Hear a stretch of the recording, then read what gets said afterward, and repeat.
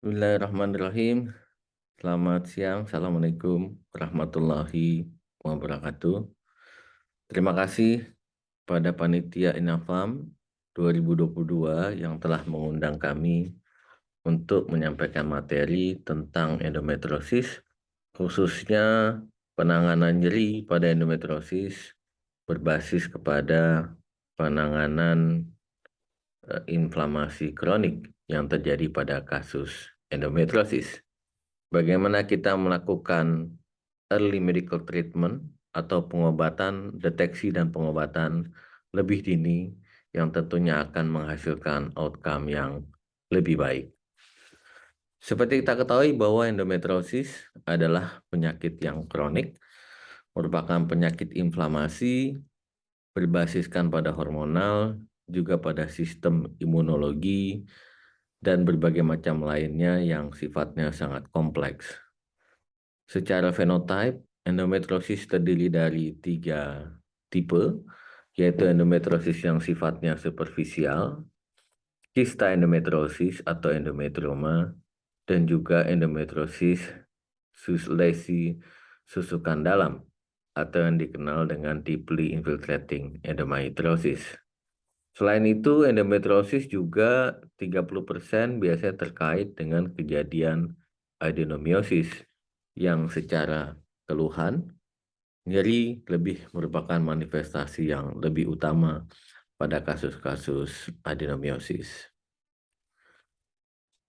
Secara karakteristik ya, yang terjadi adalah pada kasus-kasus endometriosis ya, invasi endometrium terjadi terutama karena adanya aliran darah haid membalik ya melalui tuba fallopiae yang kemudian akan menimbulkan inflamasi di dalam rongga peritoneum dan akan menimbulkan 3 jenis fenotipe dari endometriosis. Berbeda halnya dengan adenomiosis yang merupakan invasi secara langsung dari lapisan endometrium ke dalam myometrium yang kemudian akan menginduksi terjadinya adenomiosis. Gambar ini menunjukkan bahwa endometriosis yang merupakan penyakit kronik yang tergantung pada hormon estrogen. Kita bisa melihat terjadinya kejadian inflamasi karena adanya regurgitasi siklus haid atau darah haid pembalik yang akan menyebabkan endometriosis peritoneum superficial, endometrioma maupun endometriosis lesi susukan dalam yang dikenal sebagai deeply infiltrating endometriosis. Secara umum, konsep dari endometriosis live adalah bahwa endometriosis itu yang pertama bisa terjadi karena memang endometriumnya bersifat patologis. Endometrium pasien-pasien endometriosis cenderung ya tahan terhadap apoptosis, ya endometriumnya membandel sehingga sangat sulit untuk dilakukan pembersihan oleh sistem imun tubuh. Oleh karena itu, berdasarkan konsep ini endometriosis bisa terjadi bahkan dalam rahim ataupun sesaat bayi baru lahir, ketika pubertas, dewasa maupun menopause. Sedangkan konsep retrograde menstruation umumnya mendukung terjadinya endometriosis pada fase-fase pubertas, adolescence maupun dewasa. Dan kita tahu bahwa yang terjadi dengan pada kasus endometriosis adalah inflamasi yang diikuti dengan kejadian-kejadian angiogenesis, neurogenesis, dan fibrogenesis yang secara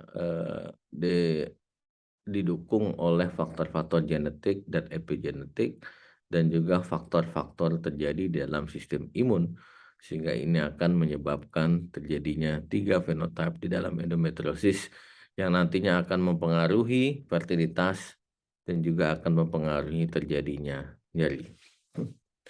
Seperti yang ada di dalam gambar tadi, bahwa endometriosis bisa terjadi in utero ataupun early natal exposure, terutama terkait dengan faktor-faktor resiko seperti kebiasaan merokok selama hamil, kemudian adanya preeklamsia, adanya prematuritas yang mungkin bisa berkontribusi ya untuk menyebabkan endometrium itu menjadi bandel.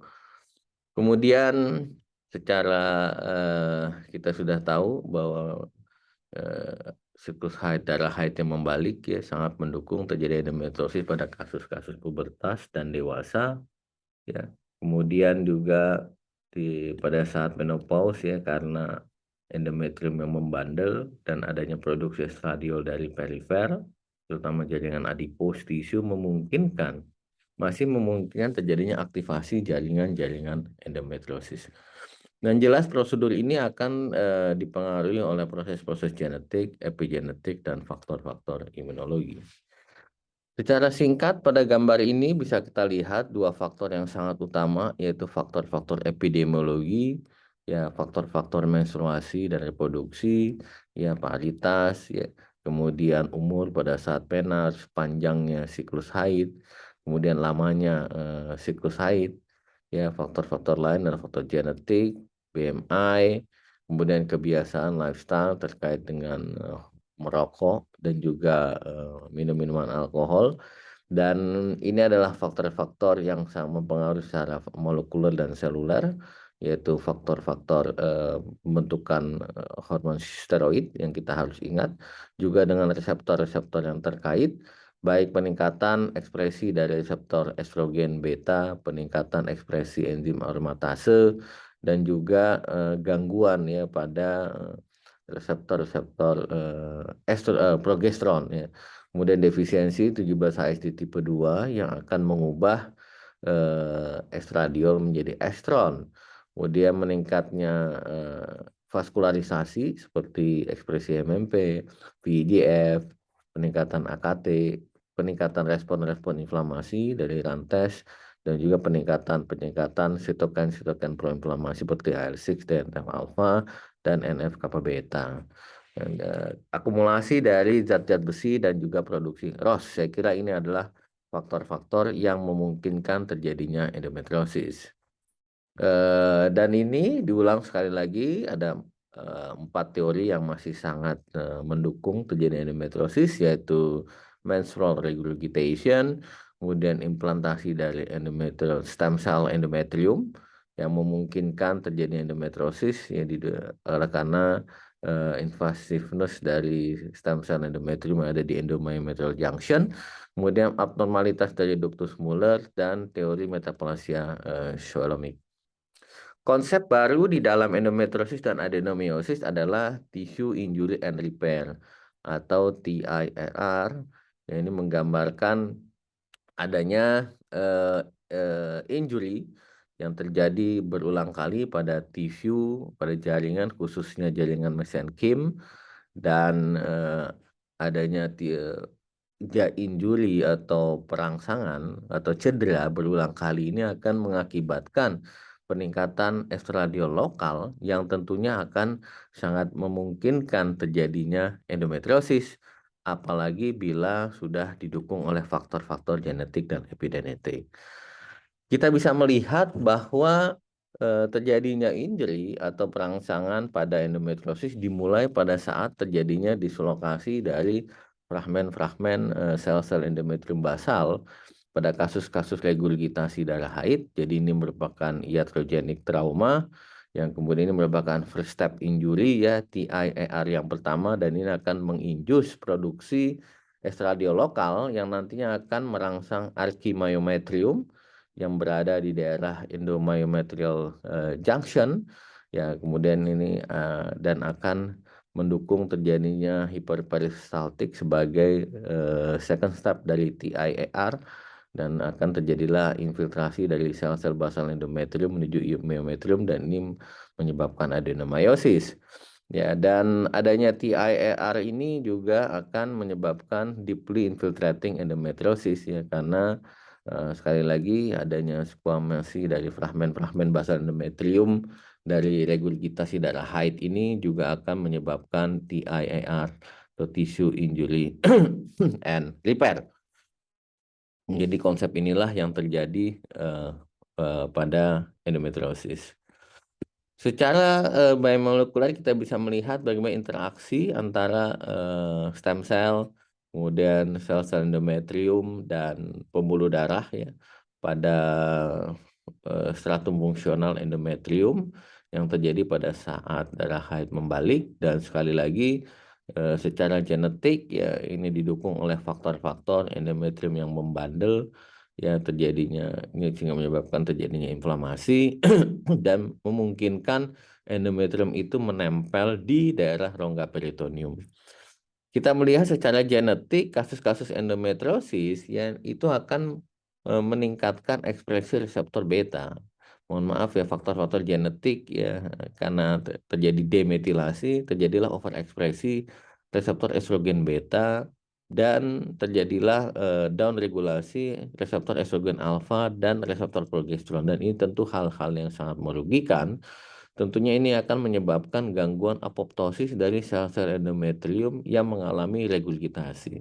Sehingga terjadilah perubahan dari eutopik endometrium, ya, kemudian masuk ke rongga peritoneum, berimplantasi dan menjadi ektopik peritoneum, ektopik endometrium.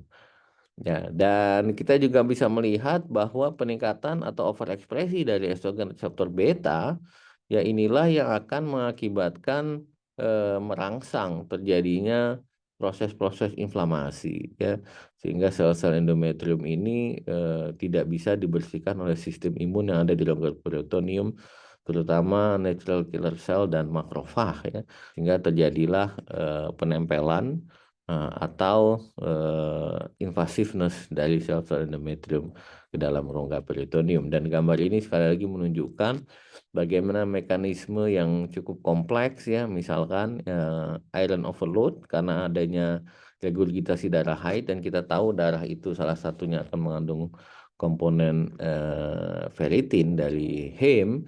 Dia akan mengakibatkan peningkatan reaktif oksigen spesies dan menjadi oksidatif stres dan meningkatkan ekspresi NF-kappa beta yang akan mengakibatkan peningkatan proses inflamasi dan peningkatan faktor-faktor angiogenik, growth factor, adhesion molecules, ya, dan ini juga akan mengakibatkan proses-proses peningkatan enzim metaloproteinase, terutama matriks metaloproteinase, penurunan proses apoptosis, peningkatan angiogenesis dan proliferasi sel, sehingga terjadilah endometriosis. Sehingga jelas sekali bahwa endometriosis adalah sebuah proses yang proses inflamasi yang sifatnya terjadi kronik, ya didukung oleh berbasis proses-proses genetik dan epigenetik, serta ada faktor-faktor hormonal, dan didukung oleh terjadinya injury yang berulang kali, tissue injury and repair. Sehingga terjadilah proses-proses inflamasi, kemudian terjadilah proses-proses invasi dan implantasi dari sel-sel endometrium di luar rongga rahim. Oleh karena itu sangat menarik adalah bagaimana kita mencoba mengembangkan obat-obatan untuk bisa mengatasi keluhan-keluhan endometriosis maupun endometriosis maupun adenomyosis, ya. Kita bisa melihat bahwa banyak sekali clinical trial yang sudah selesai dalam bidang endometriosis tetapi tidak dipublish dengan sangat baik. Dua kelompok ini A dan B menunjukkan penelitian-penelitian dari obat-obatan baik yang industry initiated maupun non-industry initiated. Ya, kita bisa lihat industry initiated terutama didominasi dengan perkembangan progestin, disusul dengan IUD, kemudian PPAR gamma ligands, oral contraception, agonis GnRH, dan selective progesterone receptor modulator. Sedangkan untuk yang non-industry initiated, pengembangan obat didukung oleh akademisi terutama, didominasi oleh pengembangan antagonis GnRH, diikuti oleh selective progesterone receptor modulators, ya, kemudian oral contraception, aromatase inhibitor, agonis GnRH, dan estrogen receptor modulator. Betapapun kita bisa melihat bahwa penelitian-penelitian dalam bidang obat endometriosis ini sangat banyak dan masih belum menghasilkan obat-obatan yang sangat optimal untuk mengatasi keluhan endometriosis. Studi yang dilakukan oleh Felix Petraglia menunjukkan bagaimana ligan reseptor progesteron memegang peranan penting di dalam pengobatan endometriosis. Ya mungkin ini nanti yang menyebabkan atau merupakan basis dari pengembangan obat-obatan di dalam endometriosis, terutama untuk bisa mengaktifasi reseptor progesteron A yang pada kasus-kasus endometriosis menjadi tertekan, ya, dan juga mengaktifasi reseptor progesteron B, ya, yang pada endometriosis juga sangat-sangat tertekan. Dan reseptor progesteron, terutama reseptor progesteron B ini sangat penting, terutama dalam menangani menginisiasi proses apoptosis pada sel-sel endometrium. Dan kita bisa melihat bagaimana sebaran dari reseptor progesteron baik A maupun B, ya, pada endometrium, baik pada fase proliferasi maupun pada fase sekresi. Dan kita bisa melihat terutama pada fase sekresi, sebaran-sebaran dari reseptor progesteron A dan B sangat mendominasi, karena terutama akan menginisiasi terjadinya proses apoptosis pada sel-sel endometrium selama fase sekresi. Inilah yang menjadi dasar dari pengembangan obat-obatan di dalam endometriosis, yaitu penekanan secara sentral, terutama dengan pengembangan konsep pengembangan agonis GnRH maupun antagonis GnRH, dan juga pengembangan obat-obatan yang bisa berfungsi secara sentral maupun perifer, yaitu pengembangan progestin, selective progesterone receptor modulator, dan juga kontrasepsi kombinasi oral, ya, estrogen dan progesteron yang akan sangat bisa berinteraksi dengan reseptor progesteron, ya, maupun dengan enzim-enzim aromatase. Kita lihat pengembangan aromatase inhibitor, sehingga obat-obatan diharapkan akan menekan reseptor estrogen, memperbaiki proses autofagia, meningkatkan apoptosis, menekan proliferasi sel, menekan angiogenesis, neurogenesis, dan juga menekan proses-proses inflamasi. Dan ini adalah gambar hipotesis dari target dan strategi pada endometriosis untuk mengatasi resistensi progesteron. Kita lihat akibat ada resistensi progesteron, maka sel-sel endometriosis akan terus berproliferasi dan survive, ya, dipengaruhi oleh proses-proses inflamasi dan aktivasi dari NF-kappa beta dan AKT, PAKT, juga karena rangsangan dari ROS, ya.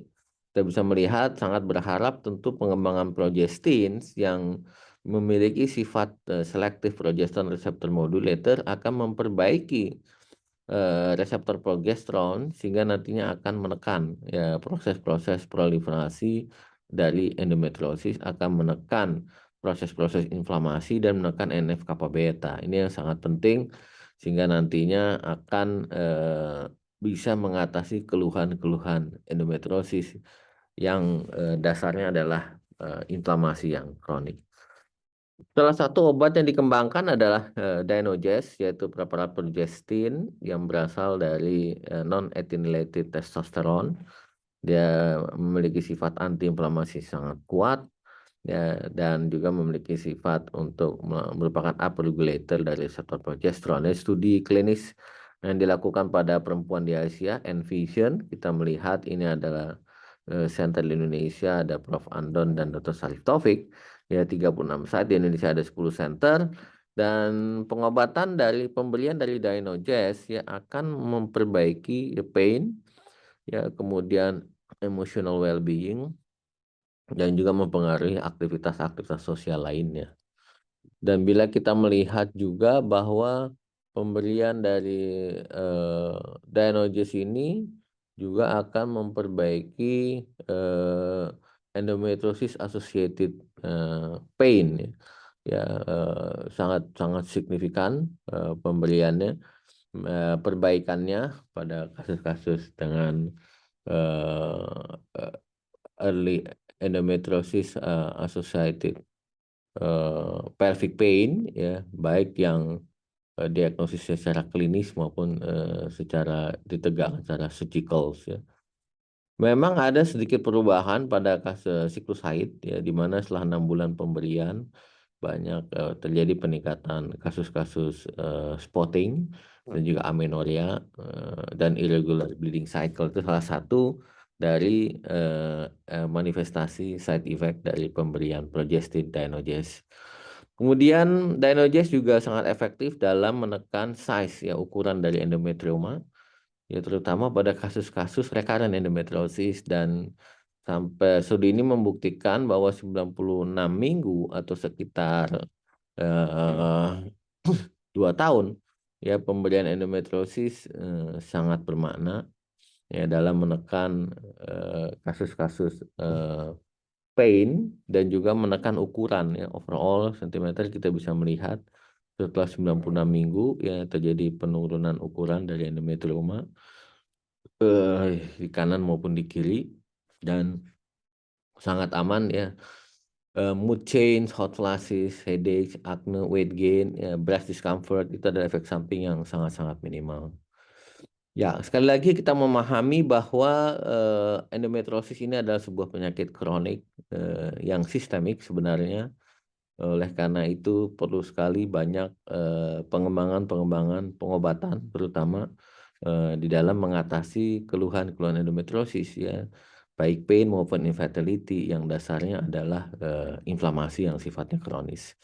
Dan kalau kita melihat ini adalah pengobatan jenis pengobatan yang dikembangkan saat ini golongan NSAID, estrogen progestin, golongan progestin, agonis GnRH, danazol, dan aromatase inhibitor.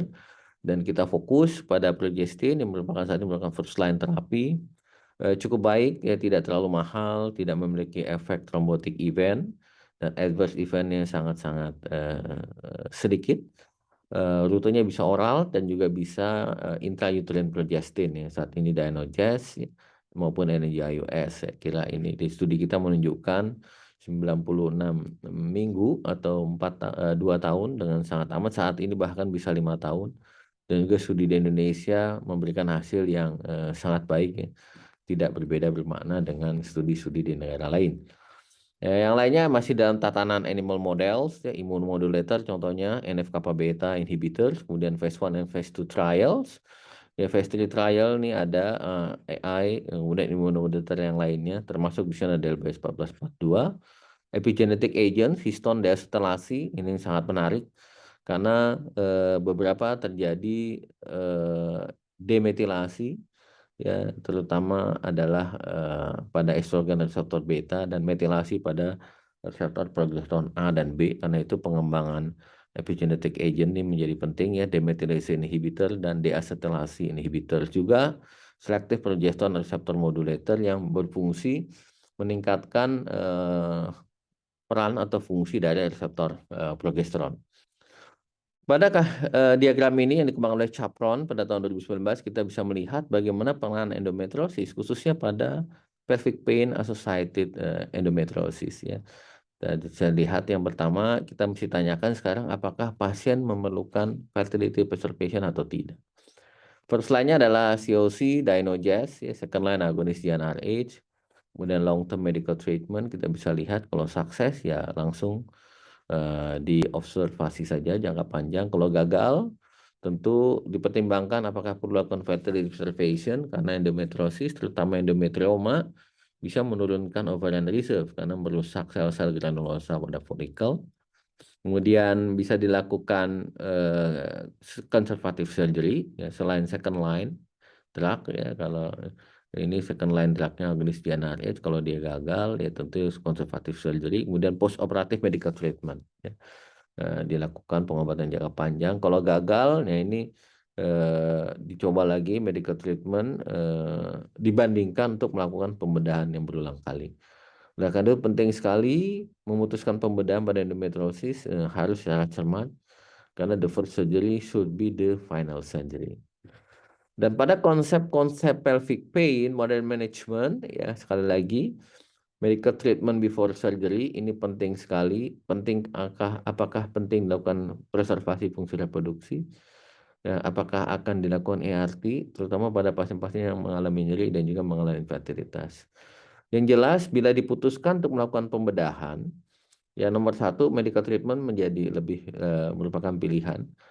Dan pembedahan adalah pemilihan kedua. Kalau perlu dilakukan pembedahan, mesti dilihat apakah fasnya lebih dari 7 atau kurang dari 7.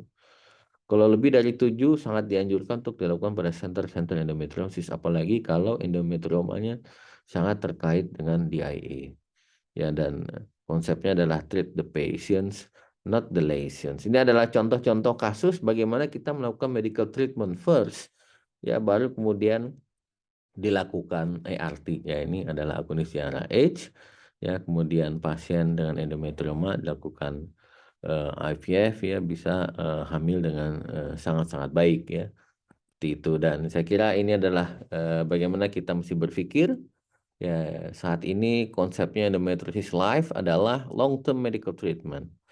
Long term medical treatment, kalau dia ingin hamil bisa ART, kemudian dilanjutkan dengan long term medical treatment lagi. Ya, kalau memang diperlukan adalah single appropriate definitive surgery, ya. Dan untuk nyeri, ya pasti adalah long term medical treatment pilihannya. Ya, sangat-sangat jarang kita melakukan single complete conservative surgery, terutama pada pasien-pasien yang belum memiliki keturunan.